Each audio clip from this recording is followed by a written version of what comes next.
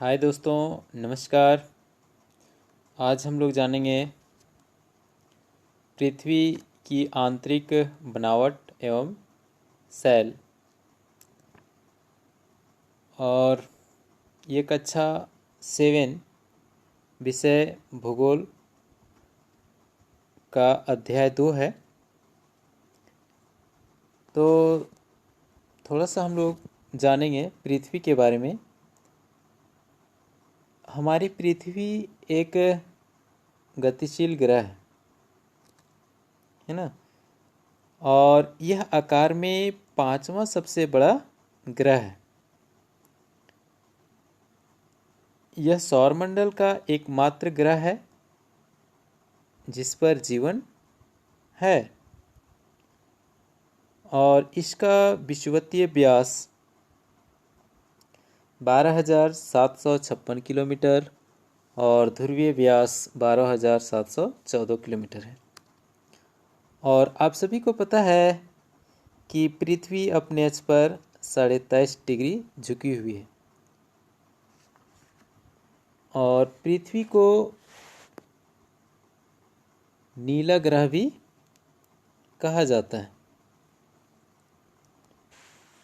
तो आगे चलते हैं हम लोग। पृथ्वी के आंतरिक भाग में क्या है एवं यह किन पदार्थों से बना है, यह जानना असंभव तो नहीं, लेकिन कठिन अवश्य। क्योंकि दोस्तों, पृथ्वी की आंतरिक संरचना के संबंध में वैज्ञानिकों में मतभेद है। भूगर्भ में पाई जाने वाली परतों की मोटाई, घनत्व, तापमान, भार एवं वहाँ पाए जाने वाले पदार्थों की प्रकृति पर अभी पूर्ण सहमति नहीं हो पाई है। इसलिए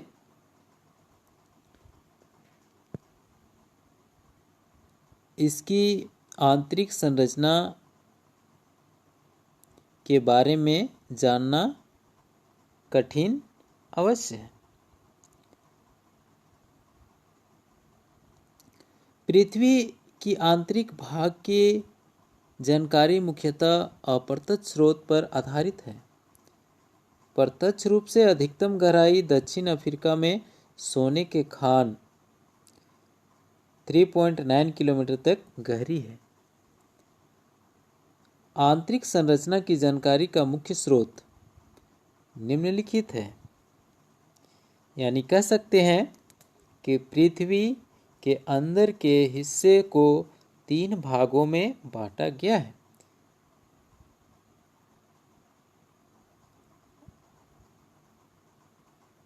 तो इससे पहले हम लोग जानेंगे तापमान, घनत्व, भूकंपीय तरंग। तो धरातल के अंदर 32 मीटर की गहराई पर 1 डिग्री सेंटीग्रेड तापमान में वृद्धि होती है। धरातल के नीचे चट्टान के घनत्व में वृद्धि होती है कितना? 1 डिग्री सेंटीग्रेड। भूपर-पट्टी की चट्टानों का घनत्व 2.67 है, जबकि पृथ्वी के केंद्र का घनत्व 11 से 13 तक है। पृथ्वी के केंद्र का घनत्व कितना है? 11 से 13 तक है। संपूर्ण पृथ्वी का औसत घनत्व 5.5 है। संपूर्ण पृथ्वी का औसत घनत्व कितना है? 5.5। तापमान एवं घनत्व में अंतर से स्पष्ट होता है कि संपूर्ण पृथ्वी की आंतरिक संरचना एक समान नहीं है। भूकंप के समय 3 प्रकार की ऊर्जा तरंगें उत्पन्न होती है। ये भूकंपीय तरंगें प्राथमिक वेव, प्राइमरी वेव। दूसरा है द्वितीयक वेव यानी सेकेंडरी वेव तथा धरातलीय तरंग के नाम से जानी जाती है। ये तरंगें पृथ्वी की आंतरिक संरचना की जानकारी का सबसे महत्वपूर्ण वैज्ञानिक स्रोत है। तो उपयुक्त स्रोतों से पता चलता है कि पृथ्वी की आंतरिक संरचना प्याज की भांति संकेंद्रीय परतों से बनी है। आंतरिक संरचना में 3 संकेंद्रीय परत पाई जाती है।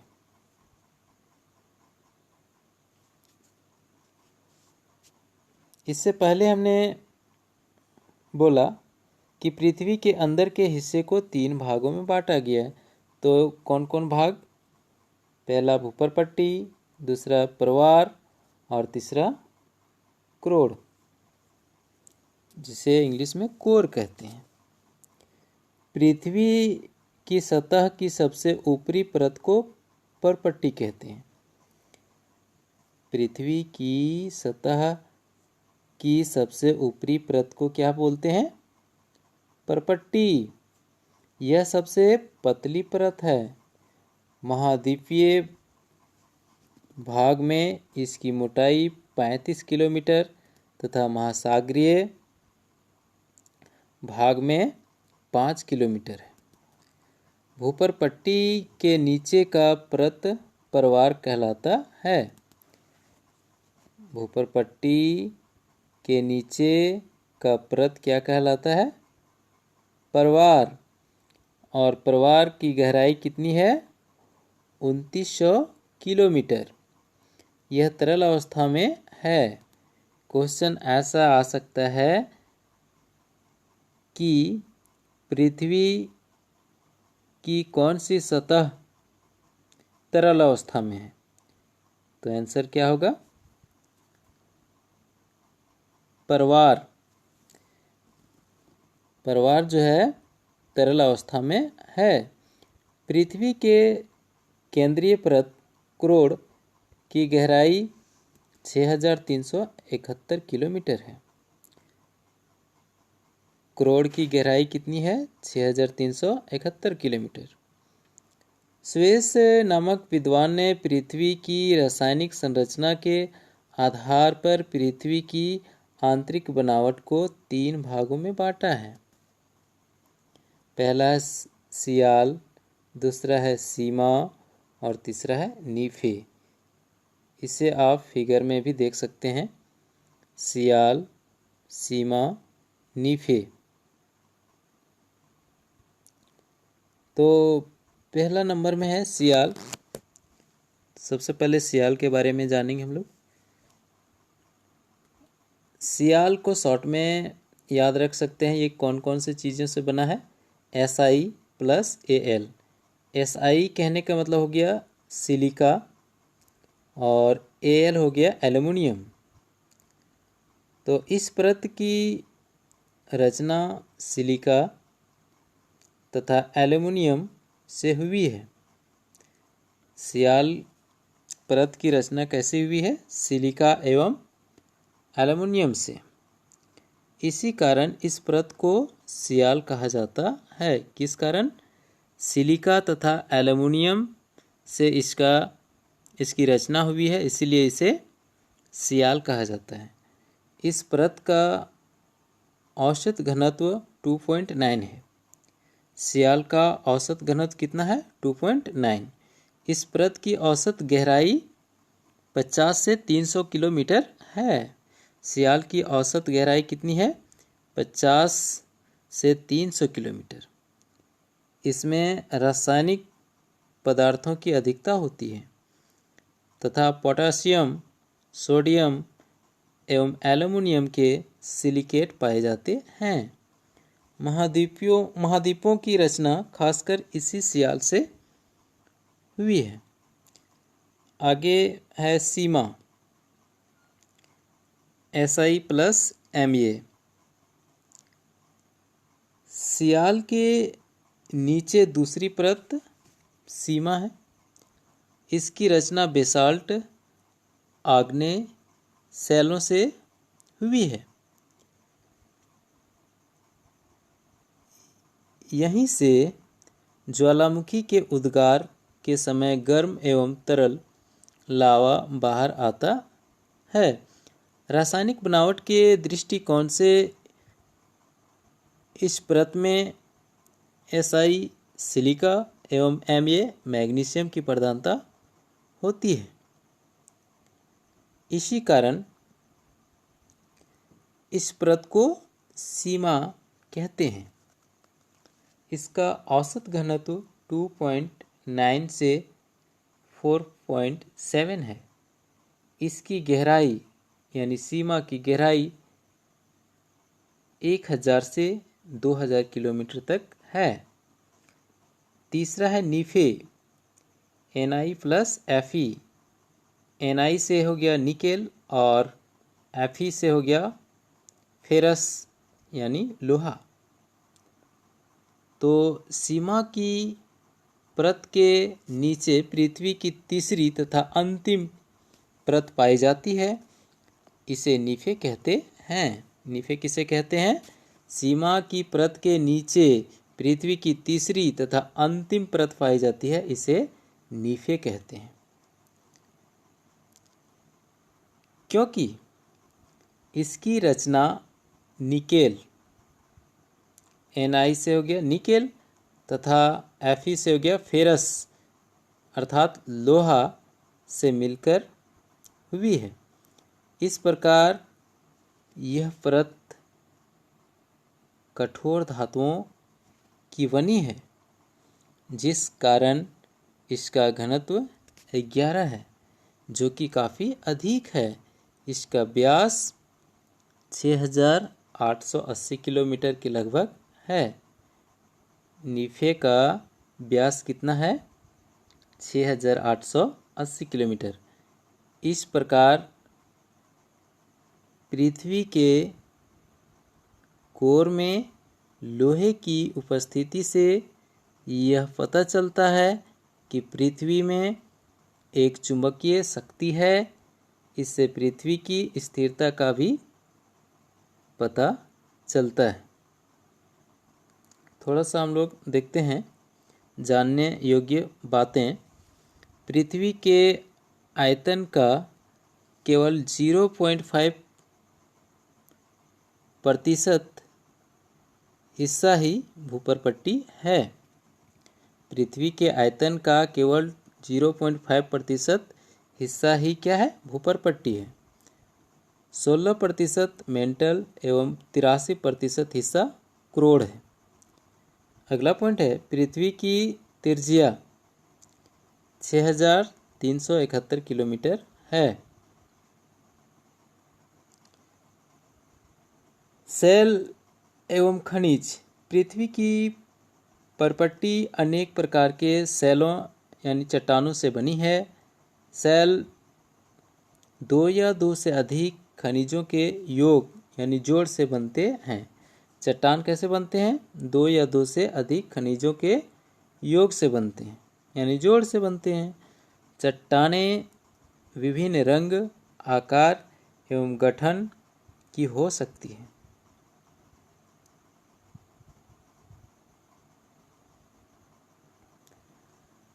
चट्टानें मुख्यतः 3 प्रकार की होती हैं: आग्नेय चट्टान, अवसादी चट्टान या परतदार चट्टान। तीसरा है कायांतरित या रूपांतरित चट्टान। बगल में दिया हुआ है जानने योग्य बातें। चट्टान की परतों में दबे मृत पौधों एवं जंतुओं के अवशेषों को जीवाश्म कहते हैं। नीचे फिगर में दिखाया गया है चित्र 2.4 में लाल किला बलुआ पत्थर। यह अवसादी चट्टान से बना है। लाल किला किस चट्टान से बना है? अवसादी चट्टान या परतदार चट्टान बोल सकते हैं। चित्र 2.5 में है ताजमहल संगमरमर कायांतरित चट्टान या रूपांतरित चट्टान से बना है। आगे हम लोग देखते हैं भूपरपट्टी के नीचे चट्टानों जो तरल अवस्था में है मैग्मा कहलाता है। भूपरपट्टी के नीचे की चट्टानों जो तरल अवस्था यानी लिक्विड में है उसे क्या बोलते हैं? मैग्मा। अंडरलाइन जो हम कर रहे हैं उसको अपने कॉपी में उतार लेने से अच्छा रहेगा। तरल मैग्मा धरातल के ऊपर ठंडा होकर ठोस बन जाता है। तरल मैग्मा धरातल के ऊपर ठंडा होकर क्या बन जाता है? ठोस हो जाता है, ठोस बन जाता है। इस प्रकार से बने चट्टानों को आग्नेय चट्टान कहते हैं। इसे प्राथमिक चट्टान भी कहते हैं। प्राथमिक चट्टान किसे कहते हैं? आग्नेय चट्टान को। आग्नेय चट्टानें दो प्रकार की होती है, अंतर्भेदी चट्टान और दूसरा बहिर्भेदी। तरल मैग्मा जब कभी भूपरपट्टी के अंदर गहराई में ही ठंडा हो जाता है, तब इससे बनी चट्टानों को अंतर्भेदी आग्नेय चट्टान कहते हैं। धीरे धीरे ठंडा होने के कारण इन चट्टानों में रवों का आकार बड़ा होता है। ग्रेनाइट इस प्रकार की चट्टान का सर्वोत्तम उदाहरण है। ग्रेनाइट जो है अंतर्भेदी चट्टान का सर्वोत्तम उदाहरण है। इसका उपयोग मुख्य रूप से मसाला पीसने वाली मशीनों एवं भवन निर्माण में होता है। किसका? अंतर्भेदी आग्नेय चट्टान का। जब तरल मैग्मा छिद्र अथवा दरार द्वारा ज्वालामुखी क्रिया के कारण पृथ्वी के ऊपर लावा के रूप में फैल जाता है तो तेजी से ठंडा होकर ठोस बन जाता है। भूपरपट्टी पर इस प्रक्रिया से बनी चट्टान को बहिर्भेदी आग्नेय चट्टान कहते हैं। इसकी संरचना बहुत ही महीन दानों वाली होती है। उदाहरण के लिए बेसाल्ट। भारत में दक्कन का पठार बेसाल्ट चट्टानों से ही बना है। भारत में दक्कन का पठार कौन से चट्टान से बना है? बेसाल्ट चट्टानों से बना है। अपर्दन के दूत जल, वायु, हिमनदी आदि द्वारा आग्नेय चट्टानें टूटकर महीन कणों में बदल जाती है। इन छोटे कणों को अवसाद कहते हैं। इन अवसादों को हवा, जल इत्यादि के द्वारा एक स्थान से दूसरे स्थान पर पहुंचाकर जमा कर दिया जाता है। ये अवसाद दबकर कठोर होकर चट्टान की परत बनाते हैं। ऐसी ही चट्टान को अवसादी चट्टान कहते हैं। उदाहरण के लिए बलुआ पत्थर रेत के दानों से बनता है। अवसादी चट्टानों में जीवाश्म भी पाए जाते हैं। जब आग्नेय एवं अवसादी चट्टान उच्च ताप एवं दबाव के कारण मूल स्वरूप से परिवर्तित हो जाता है तो उसे कायांतरित चट्टान कहते हैं।